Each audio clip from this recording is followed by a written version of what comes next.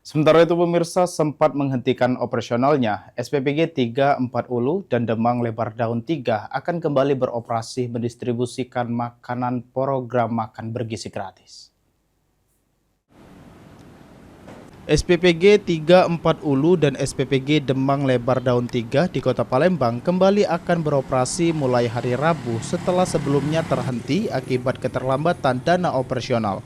Kepala KPPG Palembang Nuria Hartika Sari mengatakan, saat ini dana operasional telah dicairkan secara bertahap sejak Senin sore.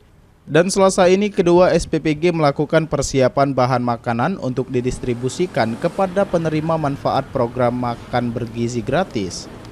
Stop operasional sementara.